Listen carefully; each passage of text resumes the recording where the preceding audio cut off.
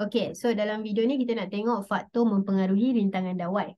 So, untuk benda-benda macam bila soalan kata, okay, faktor mempengaruhi something kan. Kalau korang ada formula, guna je formula sebagai faktor dia. Okay, apa maksud cikgu? Maksud cikgu macam ni. R sama dengan rho L bahagi dengan A. Jadi, kalau soalan kata, apa faktor mempengaruhi L? Apa faktor mempengaruhi R? Mestilah rho, L dan juga A. Macam tu. Alright, so dalam kes ni kita tengok first kali adalah R dia berkadar terus dengan rho. Maksudnya bila kerintangan bertambah, R pun bertambah. Lepas tu R berkadar terus dengan L. So bila panjang wire bertambah, R pun bertambah. Tapi dia berkadar songsang dengan A. Maksudnya bila ruas keratan rentas tu bertambah, R akan berkurang. So sekarang kat sini nak tunjuk okay, hubungan-hubungan tu kita boleh tengok dekat sini. Bandingkan rintangan konduktor. Okay, korang try dulu. Lepas tu, nanti pasti tengok jawapan sama tak dengan yang sepatutnya. Okay, A dengan B punya rintangan macam mana. Okay, lepas tu tengok C dengan D punya rintangan. Maksudnya rintangan A, adakah dia lebih besar, kecil atau sama dengan B. C besar, kecil atau sama dengan D. Okay, lepas tu A dengan C pula. Okay, lepas tu C dengan E pula. So, ini adalah rintangan-rintangan yang korang kena compare. So, jawapan dia. A, rintangan dia lebih besar daripada B. Kenapa? Sebab, nampak tak? Beza antara A dengan B, beza diorang adalah diorang punya ketebalan atau cross-sectional area lah. Sini kan? Jadi, bila dia tebal, R dia kurang. Jadi, B mempunyai ketebalan yang lebih besar daripada A. Jadi, dia punya rintangan lebih kecil daripada A. Right? C dengan D sama juga ketebalan yang berbeza. Diorang punya panjang yang sama tapi ketebalan dia berbeza. Jadi D kurang dia punya rintangan lah. Sebab apa? Sebab D mempunyai ketebalan yang lebih besar. Lepas tu A dengan C pula. So A dengan C beza diorang adalah diorang punya panjang. Jadi kalau tengok kat sini panjang berkadar terus. Jadi semakin panjang wire tu semakin tinggi rintangan dia. So dalam kes ni C mempunyai rintangan yang lebih besar daripada A. Okay. Last sekali adalah C dengan E. Tebal pun sama, panjang pun sama. Jadi macam mana kita nak tahu dia punya, apa beza dia? Beza dia adalah kerintangan sebab dia buat daripada bahan yang berbeza. Okay, video sebelum ni cikgu dah janji dah nak cakap beza antara rintangan dengan kerintangan. So kita akan cakap pasal benda tu dalam video ni. Tapi kejap lagi So, rintangan dalam ni, rintangan dia berkadar terus dengan kerintangan. So, maksudnya bila rho bertambah, R pun bertambah. So, dalam kes ni, konstantan mempunyai kerintangan yang lebih besar berbanding kuprum. Jadi, C mempunyai rintangan yang lebih besar daripada E.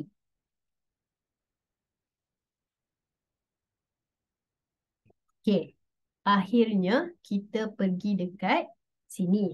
Kerintangan. Jadi kan korang macam daripada awal belajar formula R sama dengan rho L bahagi dengan A, tertanya-tanya apa beza rho dengan R.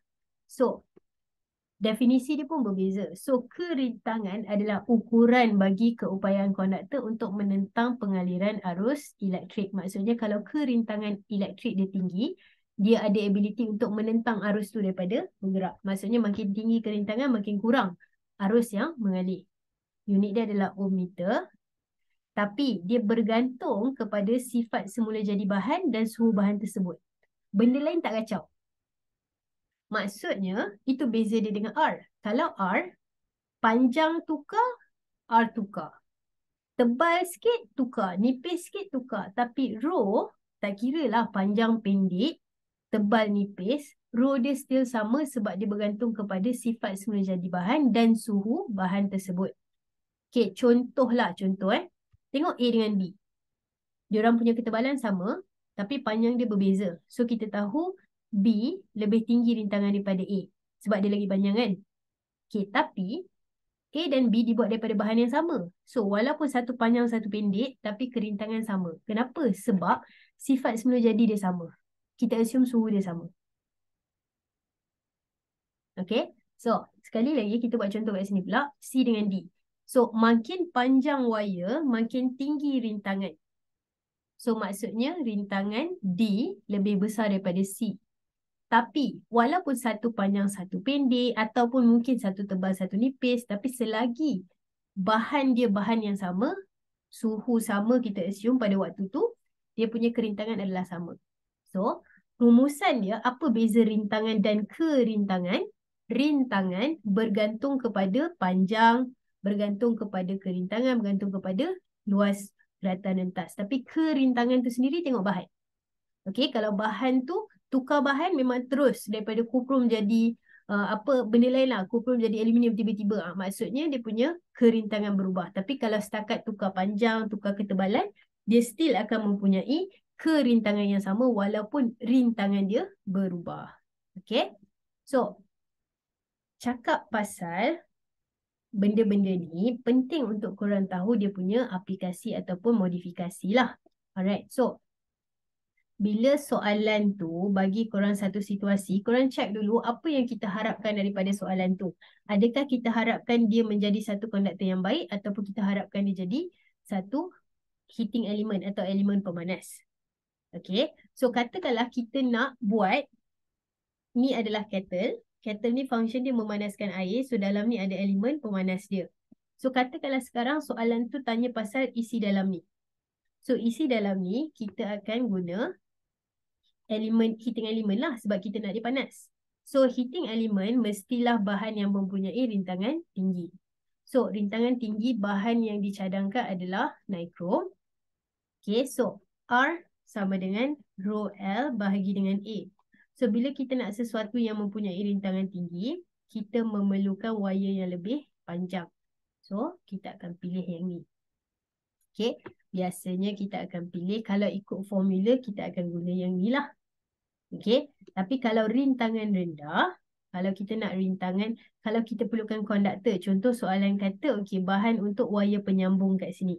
So, wire penyambung ni tak ada keperluan untuk dia panas kan. Macam kita nak panas, tapi panas tu dalam kettle, bukannya wire ni. So, kita perlukan dia sebagai satu wire penyambung. Jadi, dia adalah konduktor. So, rintangan dia adalah rendah. So, benda-benda rintangan rendah biasanya kita akan buat daripada kuprum. Lepas tu wire dia kalau kita tengok kat sini, kita nak rintangan rendah. Maksudnya L dia pun kecil lah. So, dia lebih pendek. So, dia lebih tebal. Okay. So, contoh soalan. Kita tengok dekat sini. Sekejap je.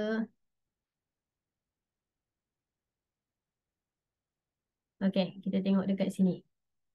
So, kita modul kenyalaan 2022, set 1, kita ada ketuhar pembakar roti kat sini. Okay. So, dekat sini, dia tanya kita pasal bentuk, kerintangan dan juga bahan. Alright. So, dari segi bentuk, kita, okay, R adalah rho L bahagi dengan A. Kan? So, pembakar roti, mestilah kita nak dia panas. So, bila kita nak dia panas, maksudnya R kena tinggi. So, R yang tinggi, maksudnya L kena panjang, rho kena tinggi dan A kecil lah. Okay. Tapi biasanya dia tanya pasal rho dengan L. So, tapi kat sini tiba-tiba, okay, dia tanya pasal bentuk pula. Okay, so bentuk, jawapan dia adalah bergelung ataupun coil. Bergelung ataupun coil. Kenapa? Sebab, tengok kalaulah elemen pemanas tu dia letak macam ni je. Panjang dia macam tu je. Maksudnya ukur panjang dia macam tu. Tapi kalau dia bergelung, maksudnya dia macam ni. Nampak tak? Kan? So, ini maksudnya dia mempunyai panjang yang lebih, panjang elemen pemanas tu lebih panjang. Okay, so reason dia kita boleh katalah untuk menambahkan dia punya panjangnya adalah tulis macam ni. Kita akan kata untuk menambahkan dia punya panjang elemen pemanas ataupun elemen pemanas lebih panjang. Okay, lepas tu kita tahu bahawa kita nak dipanas, so kerintangan kena tinggi. Okay, again tulis elok-elok lah. So kita akan tulis kerintangan tinggi. Kerintangan lebih tinggi. Sebab apa? Sebab bila kerintangan lebih tinggi, rintangan pun lebih tinggi juga. Dan last sekali bahan dia. Okay, kalau masih ingat tadi, bahan yang kita guna untuk rintangan tinggi adalah nikrom ataupun nikrom lah. Okay, kenapa? Sebab kerintangan dia lebih tinggi. Okay, so Kalau korang perasan tadi cikgu ada skip satu soalan yang dekat sini kan. Okey, korang boleh cuba sendiri. Tapi cikgu nak tunjuk jawapan dia adalah seperti di sini. Cikgu share terus dia punya jawapan lah. So kalau tengok dekat sini tadi, bergelung supaya dia lebih panjang lah. Ataupun bila dia lebih panjang, rintangan lebih tinggi. So kerintangan dawai dia lebih tinggi sebab bila kerintangan tinggi, rintangan akan tinggi. So last sekali adalah naikrom sebab dia menghasilkan banyak haba atau kerintangan dia lebih tinggi. Okey, tapi hati-hati Contohlah, katakanlah korang pilih bergelung tadi kan. Bergelung tadi.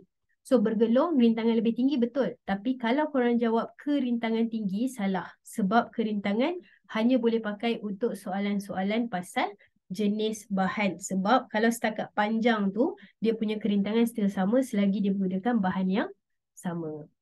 Okay, so anyway, itu adalah secara ringkas tentang rintangan lah. Dan dah jawab dah pun soalan pasal apa beza rintangan dan kerintangan. So untuk video seterusnya, kita akan tengok macam mana cara nak kira bila soalan ada litar bersiri dan litar selari. Okay, video seterusnya. Terima kasih.